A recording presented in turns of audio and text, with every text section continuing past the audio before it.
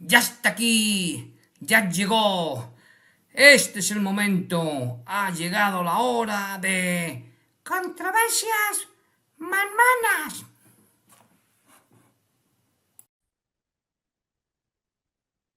Hola mis controversianos, bienvenidos una ocasión más a Controversias Mormonas. Os habla Emmanuel, el profeta desconocido, y hoy vamos a hablar del final largo de Marcos. Ya para aquellos que no conozcan o desconozcan en esto del final largo de Marcos, pues hoy lo van a ver. Bien, antes de nada, una ocasión más, lanzo el guante para todos aquellos que quieran que me retrate de mis palabras, de mis programas y etcétera, etcétera. Ya saben, no tienen más que demostrarme que el libro de Abraham es verdadero y yo me retracto, vuelvo como un cordero dócil, manso a la capilla, a la iglesia de Jesucristo en sus últimos días y a la iglesia mormona. Me atengo a las consecuencias que ello conlleva. Me harán posiblemente un consejo disciplinario o de membresía, como queráis llamarlo, y yo lo aceptaré, cumpliré y seré el mejor miembro que podáis conocer. Pero hasta entonces, os voy a seguir haciendo estos programas eh, porque considero que son necesarios. Bien, dicho esto, vamos a otra cuestión. La semana pasada os hablé del vídeo este que habían encontrado evidencias de que los rollos de Mal Muerto demostraban que del libro de Mormón era verdadero.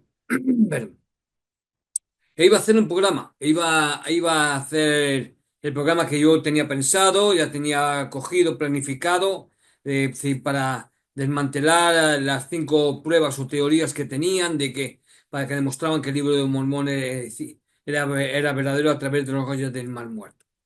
Pero entonces me dije, ¿para qué? No sirve de nada. Y no sirve de nada sencillamente por la razón de que expuse en el programa anterior. Y es que la iglesia mormona había admitido que era posible que José Smith copiase partes de la Biblia del Rey Santiago en el libro de Mormón. Por tanto, una iglesia lo ha admitido. Isaías escribió después del libro de Mormón. No hace falta demostrar ni siquiera con los rollos de mal muerto que el libro de Mormón es verdadero. No lo pueden.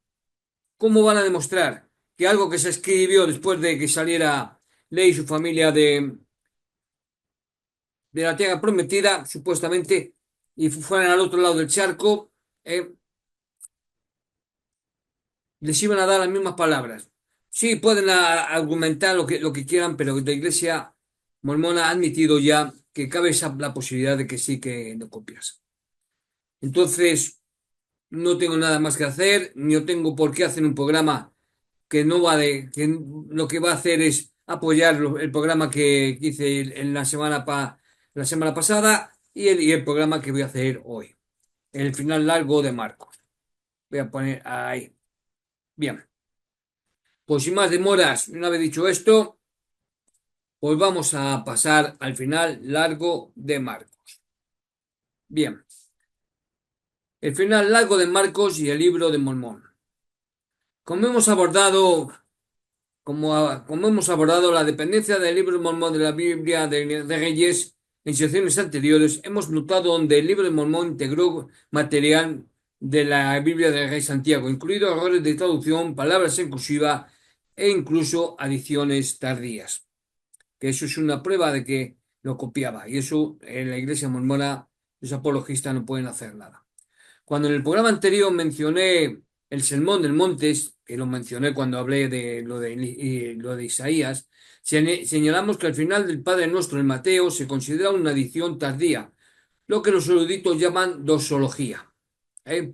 Otro problema similar surge del Evangelio de Marcos, donde los eruditos están convencidos de que el final que aparece en la Biblia de Santiago es una adición tardía, pero el material aún se abre camino en el libro de Mormón palabra por palabra.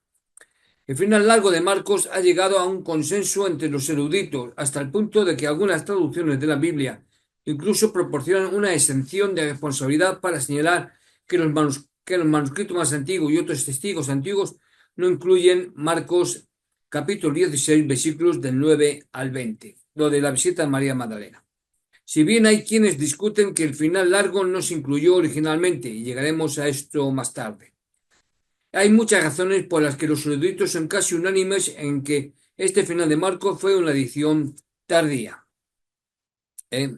Es verdad, es decir, en algunas Biblias pues lo ponen. Esta parte se considera que no forma parte del libro de Marcos, que fue añadido, etcétera, etcétera. Entonces así se quitan problemas. Esto indica nuevamente que el libro de Mormón es un texto del siglo XIX, escrito por alguien que poseía la Biblia de Santiago y estaba familiarizado con las ideas cristianas de ese siglo. En el caso del final extenso de Marcos, demuestra que el autor del libro de Mormón incluyó material tardío, al igual que con los pasajes de Teulo e Isaías que vimos la semana pasada, y la adición posterior al Padre Nuestro en el Sermón del Monte. ¿Qué nos dicen los eruditos? Bien, voy a hablaros acerca de dos principales, dos eruditos, aunque uno de ellos está basado en otro, ¿vale? Es decir, voy a hablaros del principal. Es decir, un solo manuscrito Codex Bolbiensis de la Bens Latina de los siglos IV o V testifica que entre los versículos 8 y 9 al 20 alguien interpuso un final muy breve al Evangelio. Hay consenso entre los investigadores en que no procede de la mano de Marcos. Por su vocabulario, más de la mitad de las palabras usadas no se emplean en el Evangelio, ni evangelios sinópticos. Bueno, los evangelios sinópticos, para aquellos que no lo sepan, son Mateo, Marcos y Lucas. Es decir, el Evangelio de Juan es esa parte, ¿de acuerdo? No se considera sinóptico. ¿Eh? El final está redactado de un modo abstracto y retórico, con un vocabulario exquisitamente griego, en nada torpe como el del Evangelio de Marcos, ni por su contenido que presupone ya la época apostólica en la que la noción de una parusia de Jesús de modo inmediato, como sostenía Pablo, o un final del mundo muy cercano, como pensaba Jesús, ha sido desapareciendo del horizonte mental de los fieles. Sin embargo, el hecho de que este breve texto aparezca en el sitio en el que está colocado aboga por su antigüedad, porque de lo contrario jamás se habría encontrado un hueco una vez que se hubiese conocido el final largo, es decir, de los versículos 9 al 20 del capítulo 16. Anunciaron naturalmente las mujeres. El autor de esta línea no tiene empacho en corregir al autor del Evangelio mismo para el cual redacta una conclusión. Concisamente, no se ve por qué tendrían que resumir. El autor está pensando probablemente en la lectura litúrgica, una abreviación de la realidad que se precede a sus palabras. Jesús mismo, según el autor, es Jesús mismo el que arregla la desobediencia de las mujeres, no ellas mismas. Desde Oriente a Occidente, la expresión es la misma que en Salmos 112, 3, pero la idea recuerda el pensamiento paulino, Romanos 15, 19, 24. Sí, 15, versículos 19 y 24. Y al del autor de Hechos, en su idea básica de que el Evangelio se expande desde Jerusalén hasta Roma. Santo, salvación, es una expresión que recuerda ya al siglo II y la proclamación del Evangelio a los gentiles del Imperio Romano. Amén. Este vocablo nos da la seguridad de que el Evangelio se leía en las reuniones litúrgicas de los domingos.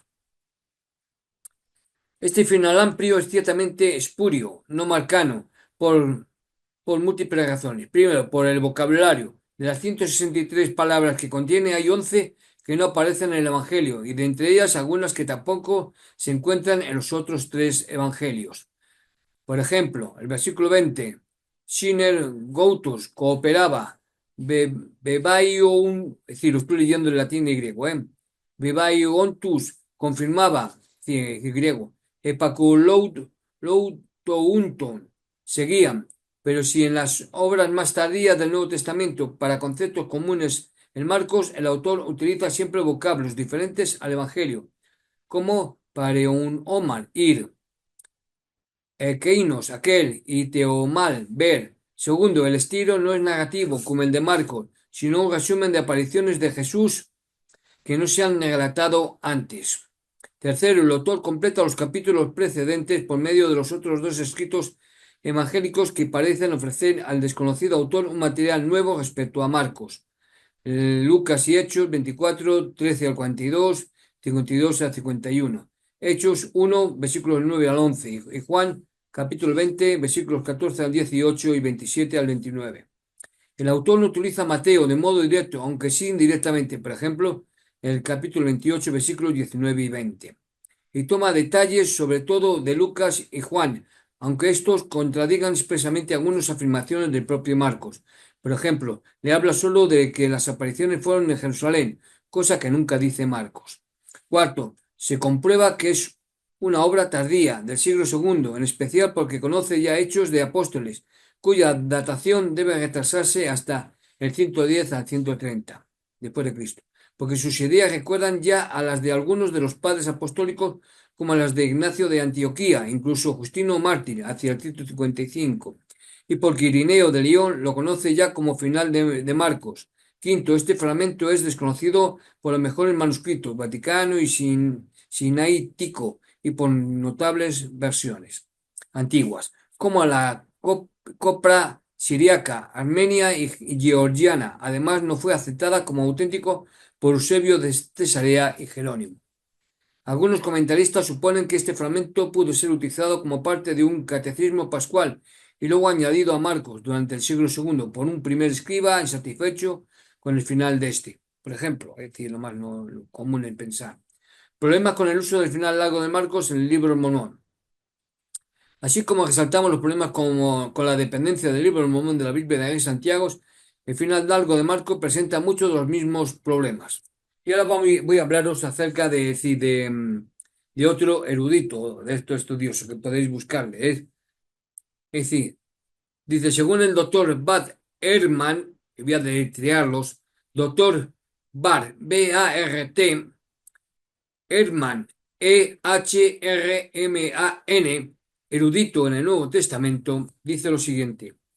La evidencia que demuestra que estos versículos, es decir, los versículos de Marcos 16, 9 al 20, no eran originales de Marcos, es similar a la de la mujer sorprendida en adulterio. Y, repito, no necesito entrar en detalles aquí. No se encuentra en nuestros dos manuscritos más antiguos y mejores del Evangelio de Marcos, ni en otros testimonios importantes. Es decir, os he hablado de ellos hace un momento. El estilo de la escritura varía con respecto al que encontramos en otras partes de Marcos.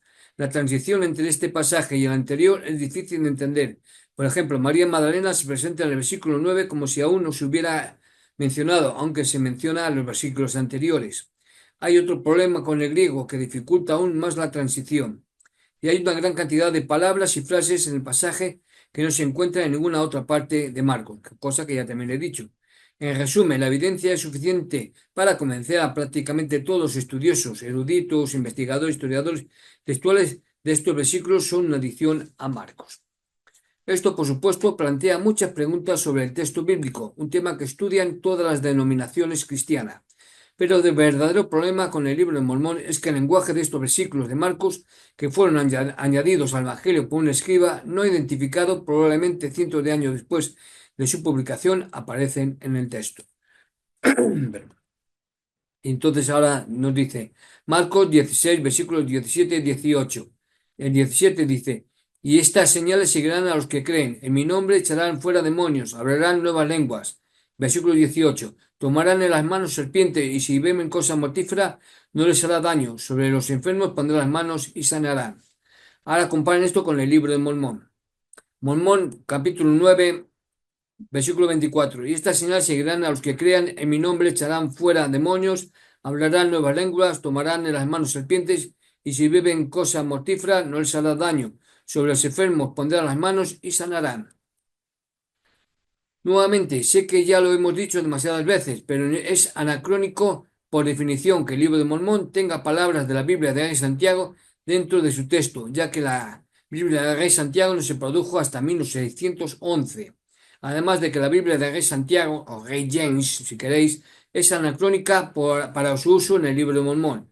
La frecuente dependencia del texto del Nuevo Testamento y la cristología es un problema, ya que esos libros del Nuevo Testamento no se escribieron hasta mucho después de la partida de ley, lo que significa que nadie en el libro de Mormón podía haber accedido a este escrito. Una explicación apologética común es que Jesús podría haber enseñado las frases exactas en América que les enseñó a sus seguidores, razón por la cual el sermón del templo es efectivamente un recuerdo del sermón del monte, con errores y todo. La idea es que Jesús habría enseñado exactamente las mismas frases, ideas y dichos a los nefitas, lo cual suena plausible en teoría, pero no está respaldado por la crítica textual. En mi opinión es la parecida que tienen los investigadores policiales.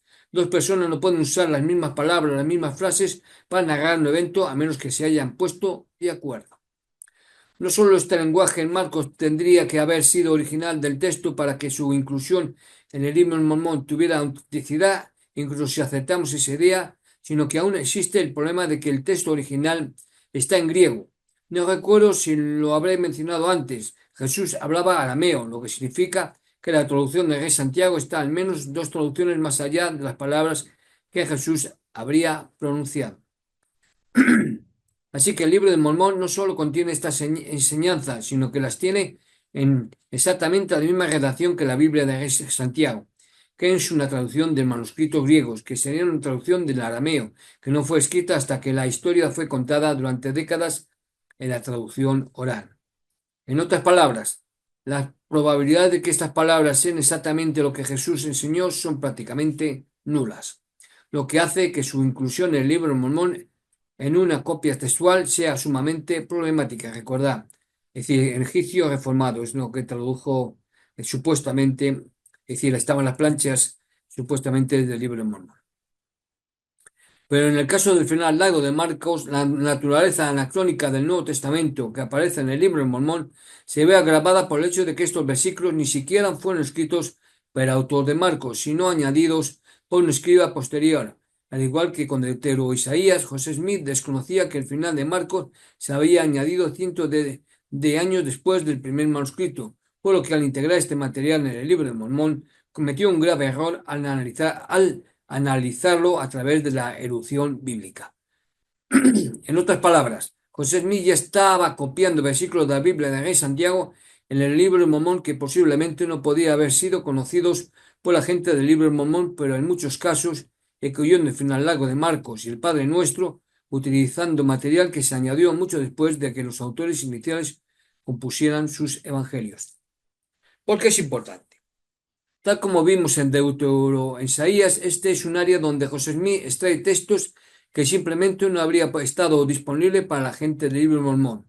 Al considerar todos estos ejemplos en conjunto, es innegable que las huellas de José Smith están presentes en todo el libro de Mormón, y esto continuará a medida que nos adentremos en el libro de Mormón en futuras secciones.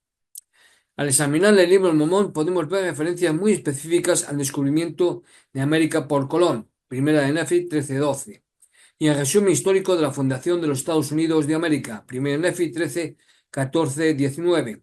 Pero una vez que llegamos a la cronología de José Smith, no hay ninguna profecía específica de la gente del libro de Mormón.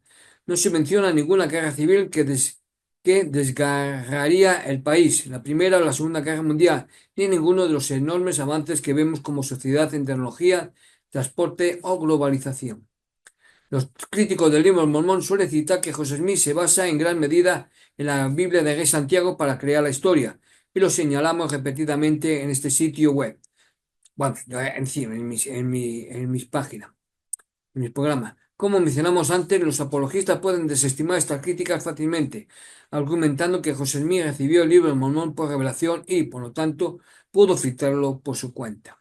Sin embargo, este argumento se desmorona cuando vemos que José Smith utiliza textos e ideas que no estaban escritos en la época de la partida de ley, y, aún más importante en el caso de Marcos, que ni siquiera se escribieron hasta cientos de años después de la composición de los primeros manuscritos del Evangelio, entre el 100 y el 150 después de Cristo. Respuestas apologéticas sobre el largo final de Marcos en el libro de Mormón. Y está sacado del central del libro de Mormón, ¿de acuerdo? Bien.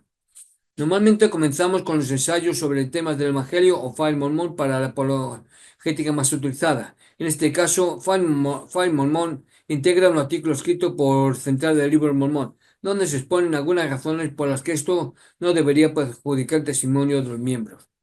Dice File, o dice la Central del Libro de Mormón, En los últimos años, varios estudiosos han argumentado que el texto de Marcos, capítulos 16, versículos 9 al 20, es, de hecho, una parte auténtica del Evangelio de Marcos. El problema con este tipo de argumentos es que siempre hay eruditos que defienden cualquier postura, especialmente cuando queremos que la Biblia sea una historia literal que no pueda ser empañada por la erudición bíblica ni la crítica textual. Si examinamos el libro de Abraham, algunos eruditos seguirán sosteniendo que existía un rollo largo con los escritos correctos de Abraham, pero cualquier otro erudito puede consultar los manuscritos, fragmentos de papiros y la evidencia general para saber que la teoría del rollo largo perdido simplemente no es posible. Y más cuando se ponen los facsímiles, se demuestra que los facsímiles no es lo que José Smith decía que era. Realmente no sé qué más decir. La central del libro del Mormón continúa señalando que estos eruditos señalan que muchos otros manuscritos antiguos del Nuevo Testamento contienen estos versículos, pero eso no justifica realmente el argumento que creen. Si un escriba posterior quisiera que el final largo de Marcos pareciera auténtico, tomaría prestado de otras fuentes antiguas que darían credibilidad al nuevo texto, además de utilizar el material que consideran más adecuado. Dicho de otro modo, esto sería como argumentar que el libro de Mormón es auténtico porque incluye muchos versículos e ideas que se encuentran en el cristianismo primitivo y en la Biblia de Rey James o Rey Santiago, cuando en realidad demuestran que un autor posterior que ya conocía esos conceptos y versículos los utilizó para crear pseudoepígrafos que se asemejan a un texto antiguo auténtico. Sin más de Fire central del libro de Mormón. También es significativo que en varios eruditos que rechazan Marcos 16, versículos 9 al 20, como parte del Evangelio original de Marcos, sin embargo, crean que el final largo preexistía a su vinculación con Marcos. De nuevo, analizamos la idea de varios eruditos para desvirtuar el consenso casi unánime de que la terminación de Marcos se añadió posteriormente, como señala el doctor Bart Ehrman y los historiadores e investigadores que apoyan lo que os he leído antes de leeros a este doctor. Y otros muchos eruditos que ya he mencionado, como he puesto antes a mencionar el final largo de Marcos. Algunos eruditos coinciden con los escribas al considerar que el versículo 16:8 es un final demasiado abrupto para un evangelio. Como indiqué, no es que estos eruditos crean que los 12 versículos finales de nuestros manuscritos posteriores fueran el final original. Saben que no es así, pero creen que posiblemente la última página del Evangelio de Marcos, aquella en la que Jesús sí se encontró con los discípulos en Galilea, se perdió de alguna manera y que todas nuestras copias del Evangelio se remontan a este manuscrito truncado sin la última página. Dicho de otro modo, no hay mucho respaldo a la idea de que el final largo de Marcos estuviera originalmente en el primer manuscrito, se perdiera durante cientos de años y luego se insertara de nuevo en el texto posteriormente. Si se piensa lo difícil que sería que eso sucediera en la época en que se escribieron y copiaron los evangelios, donde no existían bibliotecas ni archivos de Internet donde buscar copias de seguridad, se comprendería lo improbable que es. Por lo tanto, si la central del libro de Mormón quisiera argumentar que tal vez hubo otro final para Marcos, aún tendrían que responder por qué Mormón eligió usar la redacción exacta que se encuentra en la Biblia de Rey Santiago. No solo estos versículos fueron añadidos cientos de años después por un escriba, sino que José Smith utiliza una traducción que no se había conocido hasta 1611. En otras palabras, tener un final original para Marcos que se perdió no beneficia al libro de Mormón, ya que el material que utiliza se habría juntado de alguna forma posteriormente. Sigamos con más cosas que dice Fire Mormón y la central del libro de Mormón. Otro detalle importante a tener en cuenta es que incluso entre quienes rechazan la autenticidad de Marcos 16 de 9 al 20 existe un debate considerable sobre cómo terminó originalmente el Evangelio de Marcos. Así es como la Iglesia escribió el ensayo sobre el libro de Abraham. Se citan algunos argumentos que no tienen consenso alguno, con la esperanza de que el lector se conforme con uno de ellos, tenga la seguridad de que existen respuestas y deje de preocuparse. Como acabo de mencionar, no importa si el final de Marcos fue originalmente diferente, porque José Smith cita la frase exacta de un final que, según los eruditos, se añadió mucho después de que el Evangelio de Marcos se escribiera por primera vez. Para ser claros, el argumento sobre cómo terminó originalmente el Evangelio de Marcos es importante, por supuesto, pero no con respecto a las antiguas afirmaciones del libro de Mormón, a menos que se crea que hubo un final original con esa redacción exacta que se perdió durante siglos y se añadió sin cambio. José Smith cometió un grave error al insertarlo en el libro de Mormón. La última parte que quiero destacar del artículo de Fan Mormón central es la siguiente. Es importante reconocer, sin embargo, que si bien la traducción al inglés de Mormón 9, versículos 22 a 24, posiblemente estuvo influenciada por la traducción de la versión de Santiago 16, versículos 15 a 18, la fuente de Moroni no fue el Evangelio de Marcos. Más bien, Moroni se basó en las enseñanzas de Cristo, registradas entre los nefitas. Mormón 9, 22. Por lo tanto, la autenticidad de las palabras de Jesús en Mormón 9, 22 a 25 no depende en última instancia de la autenticidad del final del Lago de Marcos. De hecho, la creencia en la autenticidad de estas palabras al final de Marcos puede, por otro lado, beneficiarse del testimonio del libro de Mormón. Bueno, esto simplemente no es cierto. En primer lugar, sabemos que la traducción del libro de Mormón fue influenciada por la Biblia de Santiago. Incluso, si Fay Mormón lo admite, tal como lo vimos en el programa anterior con el Deuteronomio Isaías, que afirman y admiten que es muy probable que José Smith usara la Biblia de Santiago para escribir ciertas narraciones en el libro de Mormón. Si queréis otra vez, pongo el enlace, pero vamos, sí, pero yo recomiendo que vayáis a mi vídeo anterior, de Deuteronomio Isaías, y ahí están los enlaces. Bien. Bueno, es similar a como la Iglesia señaló que Emma probablemente desconocía a todas las esposas polígamas de José Smith, cuando el registro histórico dice que ella desconocía por completo a la mayoría, si es que conocía alguna. Es decir, ella permitió que 3, de sus esposas poligámaas y poliádricas, salvo las pocas que ella aprobó a regañadientes, lo que obligó a José a crear una ceremonia nupcial simulada, ya que se había casado con las 2 hermanas a espaldas de Emma. Esto podría parecer una tangente, pero quiero ilustrar cómo funciona la apologética a medida que avanzamos en estas secciones, en estos vídeos. No hay posiblemente aquí cuando se puede ver arriba que el versículo de Mormón es 100% idéntico a los versículos del final largo de Marcos, como hemos visto. No se puede negar que la Biblia de Santiago se influyó en el libro de Mormón, porque el texto en el libro de Mormón no es una enseñanza directa de Jesús, es la traducción de la Biblia de Santiago de lo que Jesús enseñó, que fue traducida 2 veces, escrita solo después de décadas de tradición oral y de un final que los eruditos creen que fue una adición tardía. Esto es lo que es tan frustrante con la apologética. Se te dice que no creas lo que puedes ver con tus propios ojos y leer con tu propia mente. Increíble. En segundo lugar, uno de los mayores problemas con el libro de Mormón es la frecuencia con que Jesús enseñó exactamente las mismas cosas a los nefitas que en la Biblia.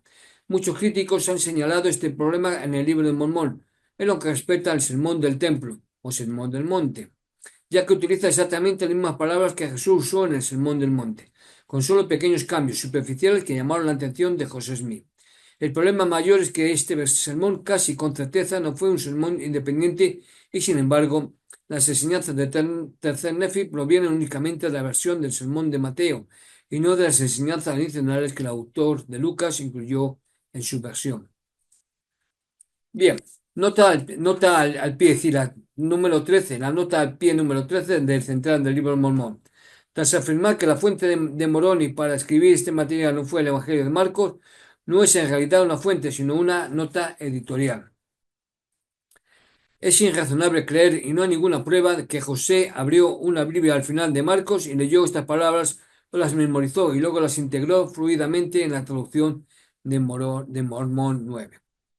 Esto es un argumento realmente difícil que hemos abordado en estas secciones, ya que hay tantos pasajes copiados de la Biblia de Santiago en el libro de Mormón que afirmar que José Smith no usó una Biblia para extraer los versículos contradice toda lógica y sentido común.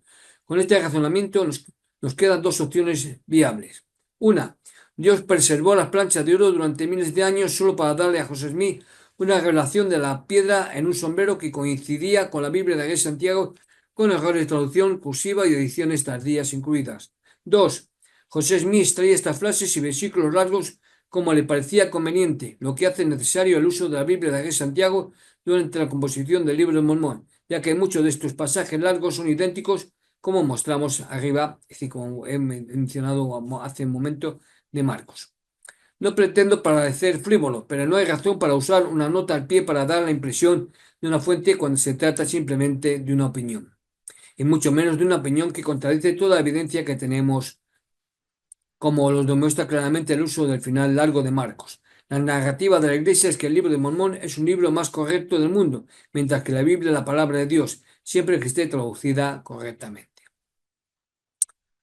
Ay, bien.